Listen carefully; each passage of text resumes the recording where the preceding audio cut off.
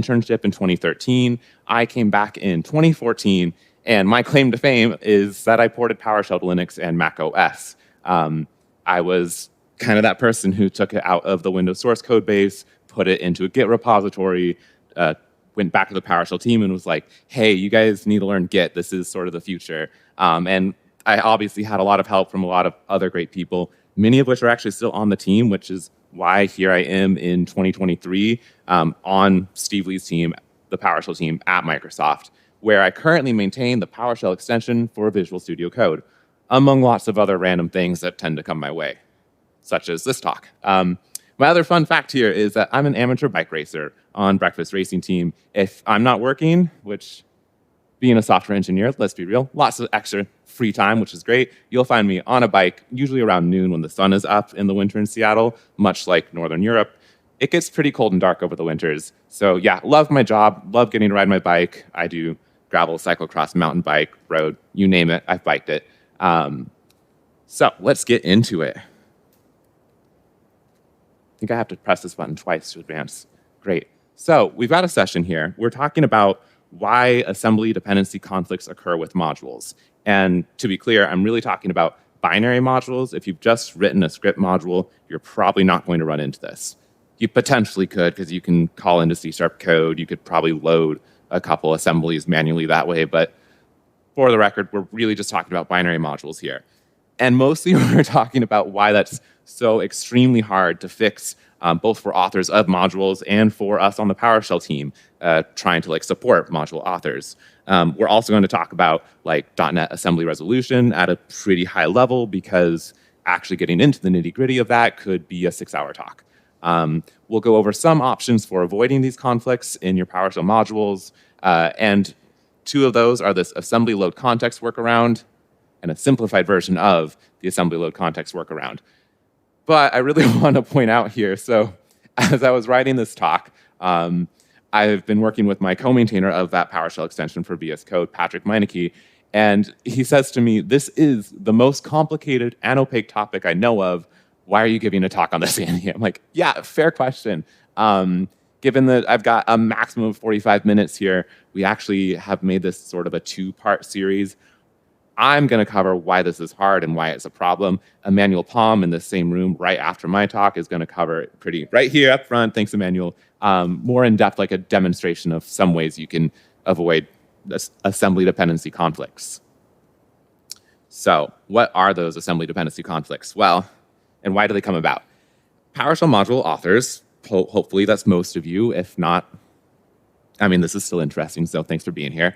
Like all programmers, we want to reuse code by depending on libraries. That's kind of the beauty of PowerShell going open source, kind of the beauty of Microsoft embracing open source software, kind of why I, a Linux programmer initially, actually ended up at Microsoft too.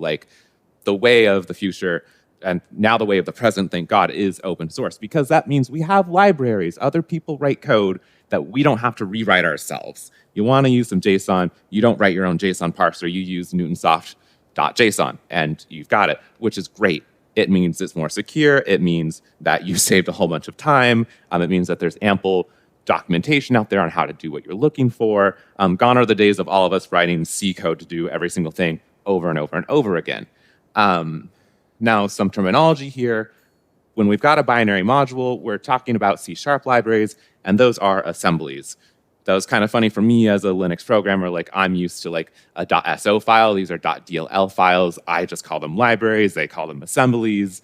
We're mostly looking at the same thing. All of it gets pretty complicated when you talk about what's different and why is one shared, why is one static. But high level, we're talking about assemblies. And we're also talking about a .NET process. So PowerShell, you started it up, it's actually a .NET app, and it's a single process, which is really important. It has a default context for loading unique assemblies. You don't really need to know what context means other than just a place for assemblies to be.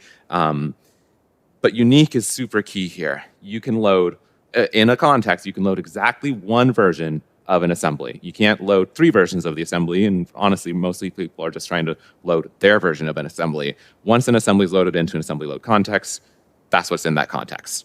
And this gets complicated because PowerShell is a .NET process, and it's designed as a single process model, which me, Linux program, like, well, that's weird. I come from the world of Bash, where if you write a new commandlet in Bash, you're actually just writing like a new Bash script. So you go from the process you're in Bash, you execute your command, and it's a whole new process. Everything's pretty cleared out. You can do whatever you want. But PowerShell has some historical context and a lot of great historical context for why it's one process. They wanted to use, referring to my notes here, we wanted to use objects. Like, we didn't just want to have standard I/O between your things in your pipeline, which you can also do in PowerShell, but that's a complicated topic where improvements have come in PowerShell 7. But we have a process, we have .NET objects, and that kind of means it's one process, so you can pass .NET objects along. Because if you were to split it into multiple processes, you'd need to do a bunch of serialization, just not how it's done. Architecturally, and this is important, PowerShell is one process, which means that all of the modules that you load and all of their dependencies and all of PowerShell's dependencies share that default context. Default's also important. So you might have realized I was leading into this. That can lead to dependency hell. You have dependencies that have their own dependencies, that have their own dependencies, that have their own dependencies. It kind of just keeps on going.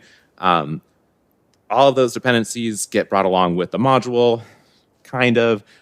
They're all sometimes loaded lazily, which gets confusing. I say lazy, but it just sort of means sometimes the dependencies will be loaded when you import the module. Sometimes they won't. They'll actually just get loaded when you're using the module and you execute a particular piece of the module, which uses the method from the assembly, and then the assembly gets loaded. It's a lot more complicated than that, and you can sort of just definitely say when it happens, but because it happens in these different manners, it makes debugging the issues that can happen when you have dependency conflicts really difficult, because especially if it's being loaded when a particular method is being executed, you as a user and even as an author are just going to have a hard time reproducing it. Like, it can create a race condition. If you haven't called that method yet, cool, my two modules work together.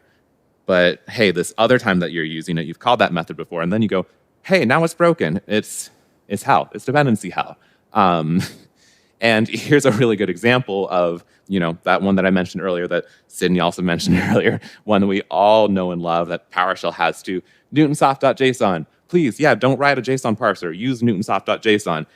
Like the 40,400 other NuGet packages, published C# libraries, a NuGet package, you probably all know that, have done. That's great. But it also has 50 published versions since 2011. And I guarantee you, not all 40,400 NuGet packages are using the latest version of newtonsoft.json. And if you're not all using the same version in your module and you try to load those modules, you get a conflict. Sorry. I'm going to be saying sorry a lot this talk. It's just kind of where we are today. And throw in one more complication here. PowerShell depends on over 70 packages. And then you've got, on top of that, like the VS Code extension, where we're running a PowerShell process that loads its own module, that loads up like an LSP server. That has a bunch of dependencies. So if you're in the PowerShell extension terminal, you've got stuff. Question? Right now I'm talking about PowerShell Core. Yeah, that number came from PowerShell Core. Yeah. The question was this PowerShell Core or Windows PowerShell as well? The question I asked of my teammates was about PowerShell Core, so I'm assuming that is the answer to my question, was 70 packages. Yeah, so that's dependency hell. I hope you can see sort of like how we got there. It's just the nature of software in 2023. But it wasn't the nature of software when PowerShell was initially like conceptualized and created. Like, A, it was closed source. B, the concept of modules wasn't really around yet. It was just, let's have some PowerShell and some scripts. C, open source as a thing wasn't really around yet. So like the original authors of PowerShell weren't thinking about this problem because to them it just didn't exist yet. That, hey, we might one day have loads and loads and loads of different versions of these libraries that people are trying to share. No, it wasn't the case. They knew it was on the machine, so things could just work. If you own the whole stack, you don't have to worry about dependency conflicts because they're all your dependencies. But then we opened it up, which is so great, but that has also led to some problems here. Okay, let's talk about .NET assembly resolution and how that differs. But let's first talk about like .NET Core versus .NET Framework. You can see I've got 2 bullet points here. We have Windows PowerShell, PowerShell 5.1. It's built on the .NET framework, also known as like desktop.NET. Then we also have PowerShell 7, PowerShell 6 Plus. 6 is deprecated, but like the new PowerShell, the one we ported and put on GitHub back in the day, that is built on .NET Core. Core's in quotes because a few years ago, the .NET team decided to say, hey, actually, .NET Core is just .NET, and .NET Framework is desktop.NET, but I need to distinguish these two. And if I say .NET, you don't necessarily know what I'm talking about. So I'm going to continue to say .NET Core, at least for this talk. So in PowerShell 7, built on .NET Core, we have now system.runtime.loader.assemblyload context. It's a new class that allows developers to create more than one context into which unique assemblies are loaded. Each context still can hold unique assemblies, but you can have a context per module. You could have as many contexts as you want. And on the surface, that sounds like the solution. Sounds pretty great. And it can be the solution, but it's difficult. And on the other hand, we still have PowerShell 5.1, which I'm going to do a quick poll here. Which version of PowerShell do you use more than 50% of the time? So who uses PowerShell Core more than half the time? Okay, that's great. But it looks about like half the room. And other question, who uses PowerShell 5.1 about more than half the time? Okay, the other half of the room. And who uses both of them a lot, at least like in your day-to-day? More of the room, right? So unfortunately, right, it's so different, but we have this PowerShell 7 versus PowerShell 5.1 that I can't actually give you a straight answer on how to fix these issues. Because over in .NET Framework, you don't have an assembly load context.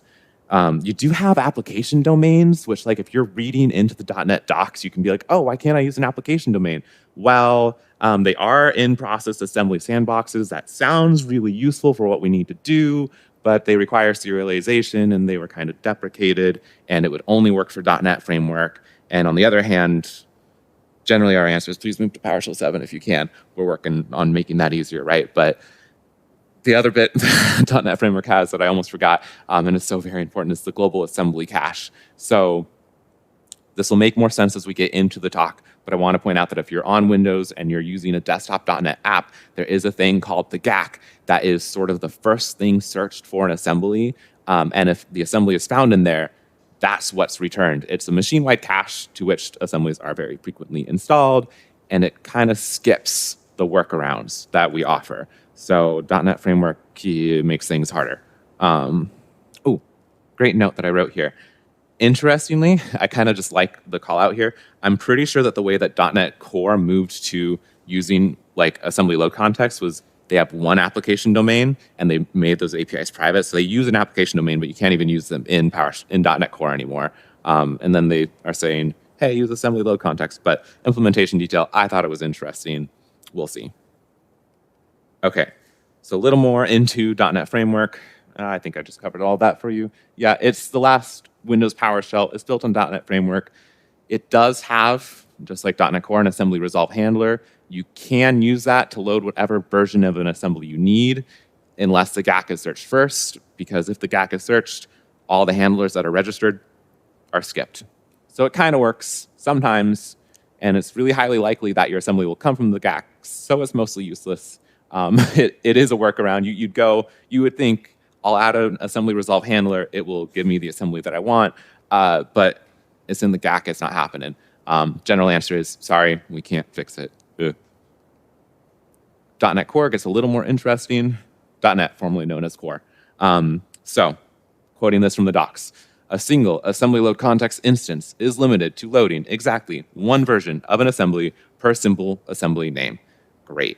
PowerShell, remember this, is a single process, and so it starts up and has one default context.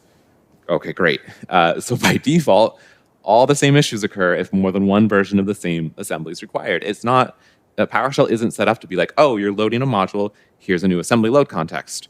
And like, side note, we thought about it, it's difficult, it's probably not gonna work out, still thinking about that. But yeah, nothing's automatically fixed in .NET Core, even though .NET Core gave us ALCs, assembly load context. It's just, I wish I could just say, magic wand, we managed to fix it with this, but we haven't, and I'm not actually sure we'll get there, because to get there would mean changing the architecture, and that is pretty costly, maybe too costly. So some options for avoiding conflicts. And I'm hoping I remember the other one somebody just mentioned to me. It was great. One option, module authors can change the version they're depending on. They go, hey, this other popular module that people are trying to use my module with uses this version of the dependency. I'll just change mine to match. Great, that works for a while. I guarantee you that it's not going to work for forever because that dependency is going to get updated because some other module is going to come around with a different version. So like, it's an option. It's a kind of okay temporary fix, but it won't work for forever. Similar to that, there's this thing where like often if you need version 5 and you're given version 6, usually version 6 will work for your module. It's not guaranteed, but often it will. So users can try to import modules in like a different order. If they ran into a conflict, you can swap it around. It might work. It's worth a try if you need to do it. But it's fragile, it's annoying, and it won't always work. I kind of added this one. You could remove the dependency, like if it is particularly troublesome. If you've written the code yourself and it's not a library, it's not an assembly, obviously this whole problem goes away. But you shouldn't write your own JSON parser, so I kind of don't think that's a resolution to this either. Another option might be familiar. Since PowerShell is a single process, you could make a new PowerShell process. This actually works really well for a lot of use cases. If you've got modules and you want to use them and you're just going, I loaded the first module and I can't load the second, but I don't need to be using the first at the same time, start a new PowerShell process, the issue goes away, you can go use your second module. Obviously, that doesn't work if you want to use the two together. Now, that said, if you can use PowerShell remoting to do what you need, you can kind of get away with this. You can start a new PowerShell process that has the second module, do what you need with it there, and use PSRP remoting. Use PowerShell remoting to move the objects back into the first process. That works. It's a little complicated. It's actually not a bad solution, though, at least for users. But I am going to say sorry that you had to do that because you shouldn't have to. But finally, and one we're going to go over quite a bit more, is that authors can add an assembly resolve handler, but it only works in some cases. Let's see. Yeah, so let's get some more context here on assembly load context. You can create more than one of them now in .NET Core. So you developers, C# code writers, when done carefully and correctly, this can isolate loaded assemblies from other modules. We take this approach in the PowerShell Editor Services, the server side of the PowerShell extension for VS Code. It's annoying. It's kind of a lot of work to do from the get-go.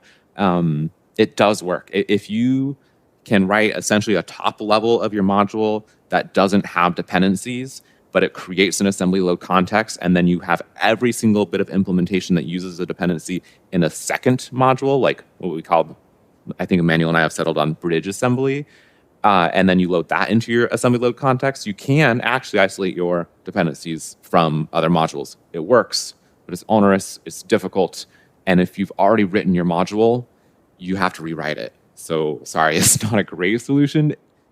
It's great in execution. It's horrible in executing. So it's an option. You must carefully design that module so your command-led assembly, that like top level one, doesn't import conflicting dependencies. And it's almost never done correctly. There's a great blog post by like the ex-maintainer of the extension, Rob Holt, kind of went over, here's how you do this. There's a great example. I've seen multiple other modules out there on GitHub try to follow this example, and I don't want to pick on them, but it's hard. And so like they didn't do it right. AZ.IoT Hub, this is an interesting one. I was like, why is this broken? I went to the GitHub repository. I searched it. I saw they've got an assembly load context. I saw the code copy pasted from like the example. I'm like, why is it not working? And I realized, oh, because it's a large Git repository. IoT Hub is one module in it, and it was actually Azure accounts that used the assembly load context. And whatever developer wrote that didn't tell the developer of IoT Hub, hey, you need to do this super annoying workaround with an assembly load context and a bridge assembly. So they just didn't do it, even though that code is in the repository and they probably could. It's extra work, it's upfront work. It often doesn't get done, and therefore that module's broken.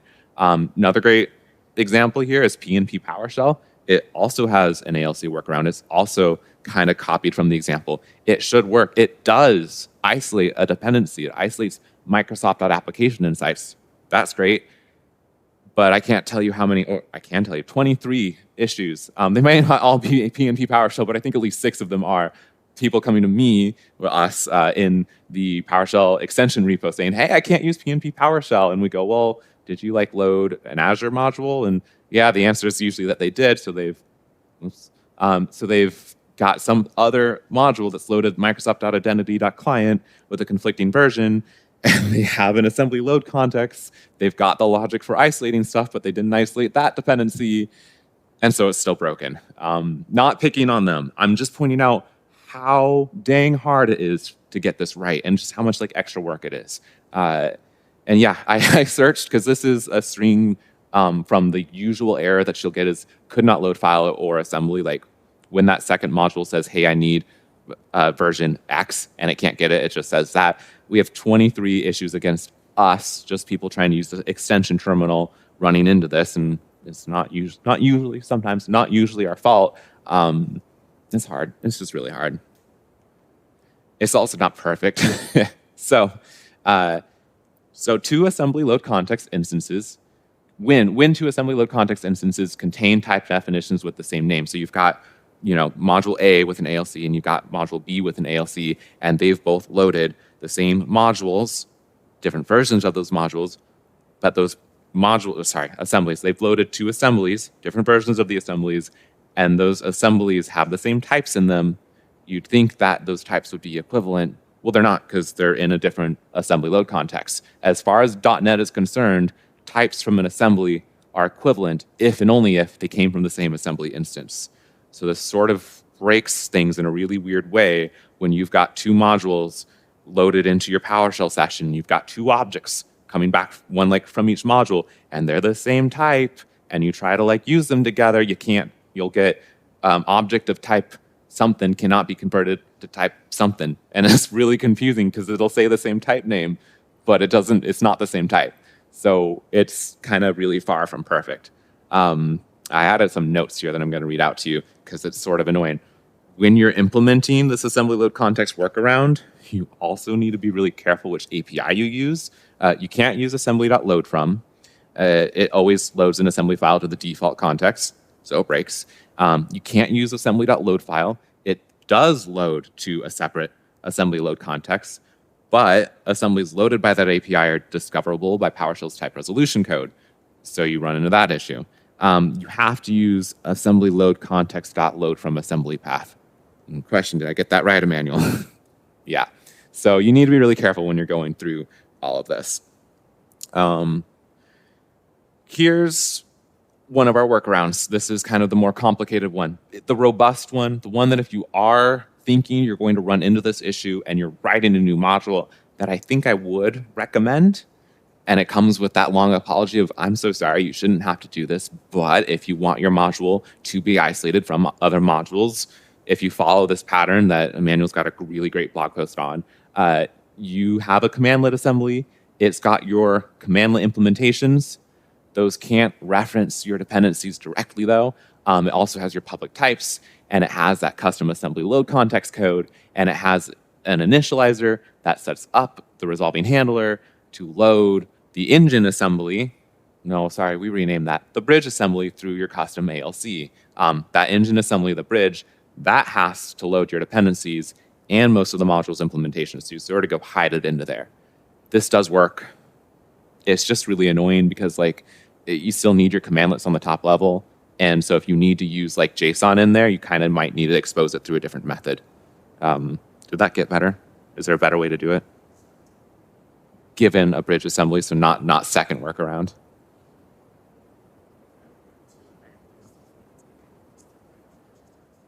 Yeah. This is the most robust. It's just the most annoying. And if you really have the time to rewrite your module and you're like, this will improve my users' lives because it'll stop erroring, and you want to do it, go for it. But it is kind of a rewrite. Then you also have buttons. Another option. You can use an assembly load context without the bridge assembly, which means you don't have to rewrite stuff. It is a lot simpler, but it has two major limitations.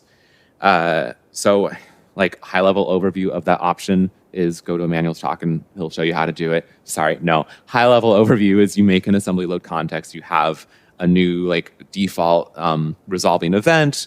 In that resolving event, you go, hey, is this the version of the thing that I need? No, go load it. It mostly works. It works if, let me make sure I get this right, if the version of the assembly that's already loaded in the session is not new enough for you, so it's not the version you requested or higher, then it will load the new version and return it for you, and it will work. That works. That's great. But the other way around is you wanted a particular version, like 5, and version 6 is already loaded. Well, that's actually just going to be what you're going to get. It's going to go, hey, that totally satisfies what you need. It's newer than what you're asking for, so I'll give it to you. That is usually okay. It might be okay. It's not necessarily okay. Like, that's going to break if the dependency goes through a major version update, which has breaking API changes. That does happen, and it will continue to happen. So I really can't guarantee it'll work. Again, sorry. And then there's this other weird consequence where, like, if you did get an assembly that was loaded by a prior module, and that module that was using an ALC workaround is unloaded, well, its dependencies are also unloaded, which was your dependency because it was newer and it's what you asked for, so it returned it, and then things crashed. Yeah, so your types will clash because I think it'll resolve again and get you a new assembly, but now you've got a different assembly, so the type's different. Great, thanks .NET. Yeah, so it works. It's an option. I'm just really hesitant to recommend it, and that's kind of why I put resolving in quotes. I don't think any of the options that we really have are a true resolution of this problem, and it's kind of just because of the architecture, which has a lot of historical context and reasons for it, but it's sort of where we've ended up. We're working on it. Dongbo's written a member of our team, like an RFC, that actually didn't go through on like, hey, maybe we can set up an ALC by default. He has come up with like this somewhat better option here. I don't know if we're ever going to have a solution to this, but it at least, like, we're aware of the issue. And hopefully that helps. Yeah, so 1628, cool. I've got some references here, and I've got plenty of time for questions. For one, go see Emmanuel Palm's talk, which actually means don't go anywhere. It's here in A1, right? He's going to show you how to go through all of this. We could do it twice. I think I've got the code up. There's also a great piece of documentation on all of this. I made a short link for you. It's aka.ms/resolving dependency conflicts. And this like easier ALC implementation of Dongbo's with a lot of samples. And that's what I could demo if people are interested. But yeah, that's kind of the gist of it. Architecturally, this is a hard problem, and I'm sorry that we can't really fix it, but it just wasn't envisioned. And we have some workarounds, but I don't think there's a resolution. Question time? Fire away. Yeah, question. Yeah. Yeah? Oh, is it Bruce? Is that you, Bruce? Hey, Bruce, how you doing?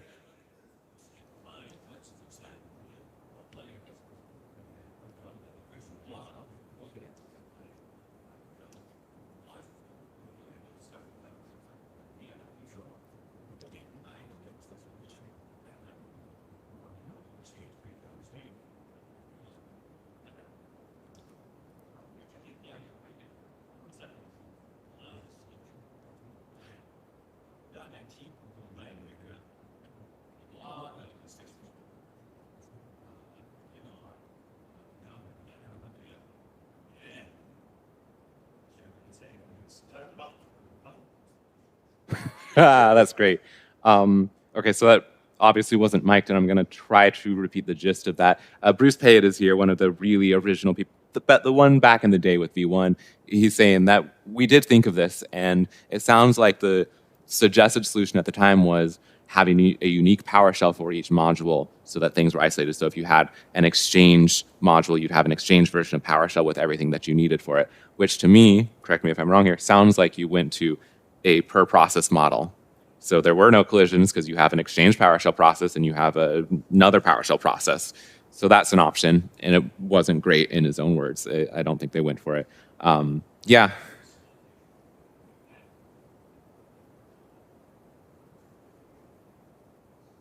Yeah. Again, on the mic, it would require serialization between the two, and that's pretty slow. And that's kind of similar to other options here. Like you can use an application domain in .NET Framework, but if you do that, it requires serialization. And trust me, you probably don't want to write the code to deal with serialization across a binary boundary like that. It's difficult.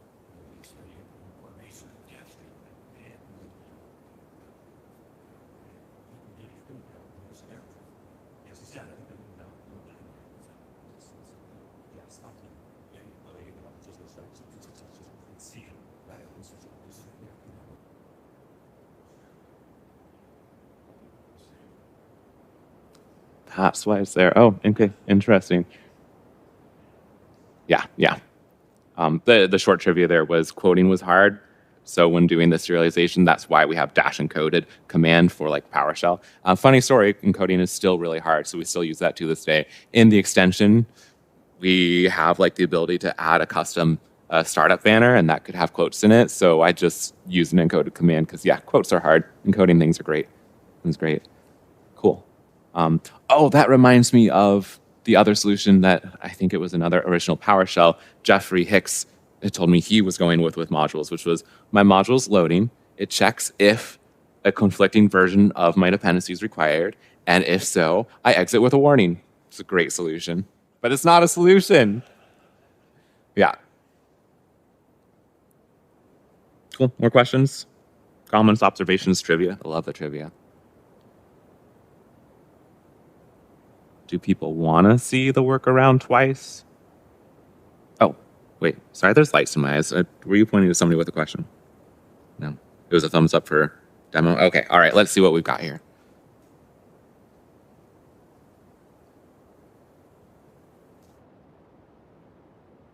Oh, I've got to move this screen around. Okay. Mirror.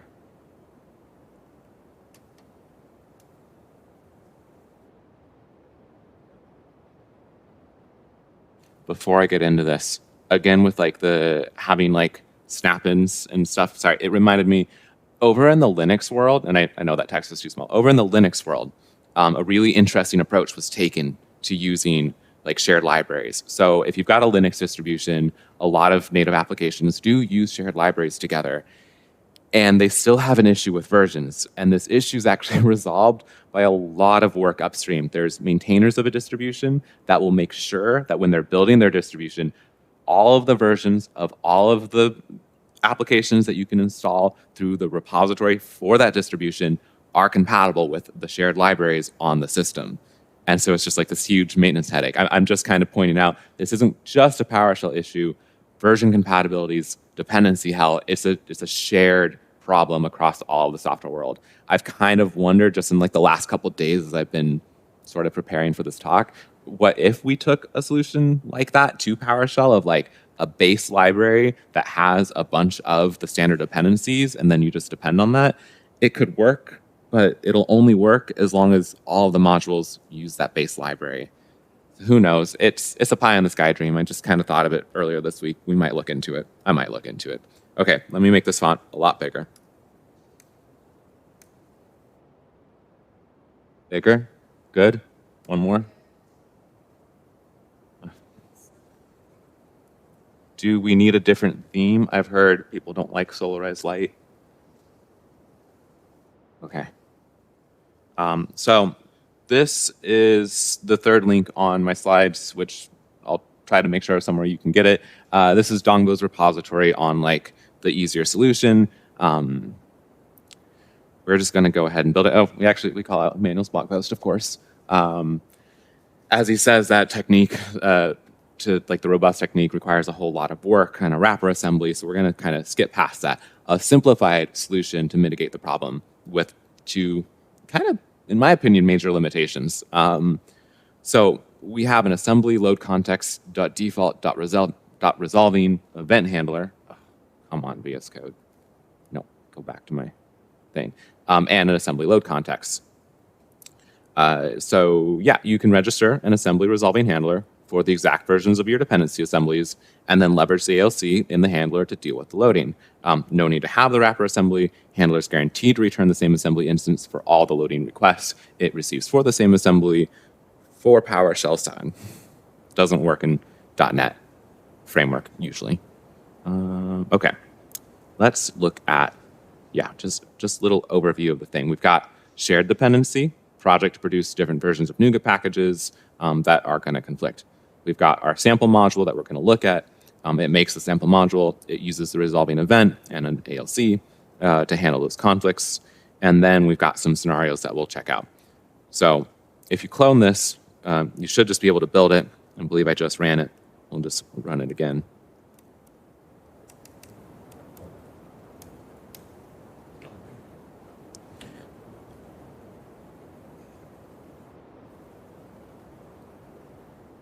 So we'll look at sample module. It's a pretty standard module manifest, real short. We've got the command side of the module. I'm going to have to make that smaller so it fits. Can everybody in the back still see that? Yeah, okay.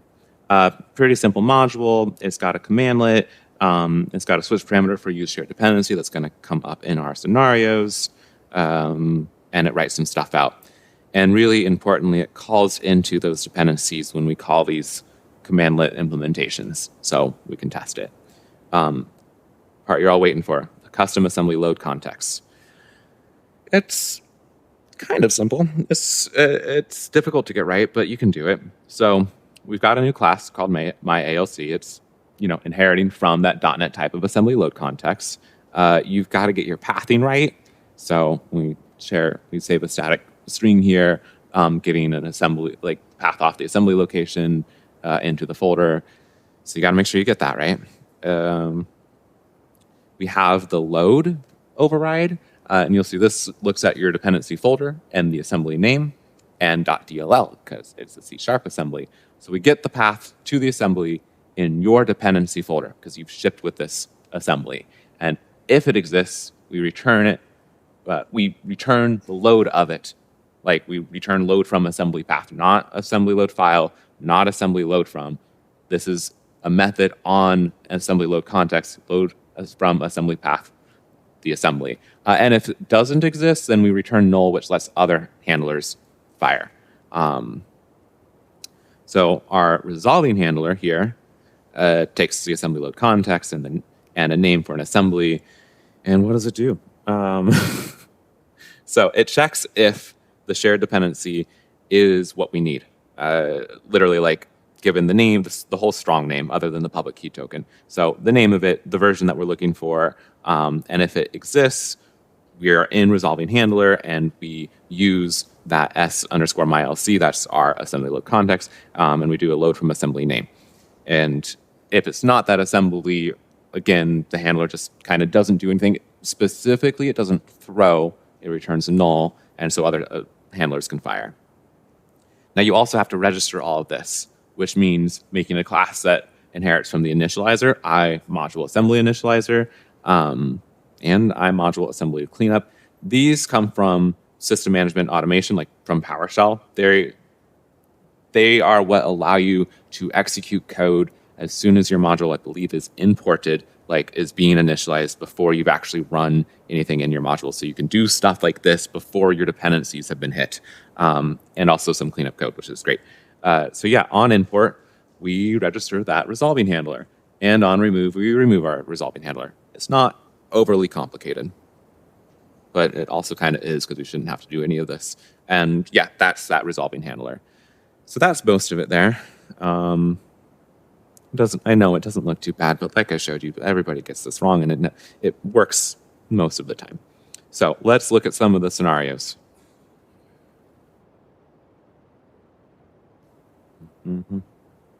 Okay. So yeah, I've run build and I've set locations. So we're in the right place. We're going to go ahead and import our module. And actually, oh gosh. Sorry, I have a really old MacBook. I'm going to kill the sessions that I have and make a new one so that there aren't any dependencies already loaded, because I don't know what I previously did here. So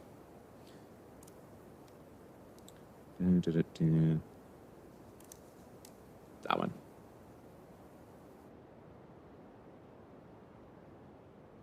Imported it. We're going to try to use the shared dependency. And we should see that we hit the resolving handler. So as soon as that module is imported, the assembly load context, the assembly load context got created, the handler got registered using those two classes that we just went over. And we can call our commandlet get greeting, tell it use shared dependency, and we'll see that we hit the resolving handler and we get our shared dependency version 1. And we can run it again. Notice that it doesn't go into the resolving handler because it's already loaded. Great. And we can also use the local dependency. And we're back in that resolving handler, and now we load a different assembly. Pretty sure. I'm reading this right. Yeah, we've loaded our different assembly, and we can also do that again, and it works great. Cool. So this is the, sorry, I should have read this bit for you first. When that sample module is the only module in the picture, this resolving handler will serve the loading request of version 1 of that shared dependency, and it does work. So that's the base case where like you wouldn't run into an issue anyway. Great. Let's do the next one. You've got a higher conflict than sample module. Preview. Okay. And I'm gonna kill this. So when higher conflict module gets loaded, the 1.5.0 version of that shared dependency will be loaded into the default assembly load context. Makes sense. When loading sample module, which wants 1.0.0, this is kind of the issue. 1.5.0 is going to be returned. If that works for you, great. Doesn't always work for you though. So we'll just run through the demo. We'll go ahead and import higher conflict with higher depths assembly here. And we'll take a look at it. And you can see that we've got a module with tests conflicting with higher depths, and we're going to run that. So cool. We loaded 1.5. The assembly load context worked. It said shared dependency version 1.5. Great, got it. Well, all right. We'll go ahead and load the last module that we just ran that wanted 1.0. And we'll say get shared dependency. And yeah, I saw that I didn't do the G. Well, I hope that works for you. It obviously doesn't crash. It does mean that you get the assembly you get a version of the assembly you were looking for. A lot of this time will work. In like the case of Newtonsoft.json, this works really well. It's just not a guarantee, because if you're not set up to use version 1.5, or what if it's version 5.0 and you wanted version 1, then you still have a problem. So this is not as robust of a solution. It's obviously much simpler. You saw the code I took you through. It's still more than you should have to write, but it's not crazy. And I believe it also works here when you look for your local dependency. Right, so you still get an assembly back. You don't just get an error. It doesn't necessarily blow up, but it could if you go to use a method that doesn't exist in the new version. And yeah, if we try to manually load it, you'll see I'm asking very manually here, version 1.0, I'm not going to get it. But, and it's right at time, but Emmanuel, you're up next. Can I show them the next, one more example here? You want to do it? You're not doing this demo? Okay, great. Lower conflict, and then like trying to, this is kind of the more interesting one, but the others needed to be shown just so you know what's going on here. So when the lower conflict module gets loaded, version 0.7 is what's returned from the assembly load context, because we haven't loaded anything yet, and that's what we're asking for. That's great. And then we use sample module, which has been asking for 1.0 this whole time, and this is where it actually works. The load gets triggered, 0.7 doesn't work, and so you get 1.0 from your own assembly load context. There's multiple contexts going about. So this is where I need to definitely kill that, and we'll open it back up. So this is kind of where you can actually not future-proof, you can make your module more compatible. You don't have to worry about, with this solution, an older version of the assembly that you need, making your module not work anymore. You do have to worry about new ones, but you don't have to worry about old ones. So I guess this is half a workaround. So we'll go ahead and get module. We'll run test conflict. Cool, we've got 0.7, because that's what we just asked for with this low module conflict. We'll go ahead and grab sample module. And we'll do that same little demo that we've been looking for. Remember, last two examples, this didn't load anything because it was already available. This is where it works. We had 0.7, now we get 1.0. That's great. Forward direction, old dependency is in the session. You need a new version of the dependency. You can use this workaround. And that'll continue to work. You can run it again, and you'll see that it doesn't trigger a second time. It's just already loaded. And you can also do local dependency. And you can do it again. And you get what you need. So yeah, that's the simpler version, but please just remember, none of this works perfectly. This is why quotes was around resolving. I don't think we've actually fixed this issue. Any more questions? Okay. All right. Thanks for having me.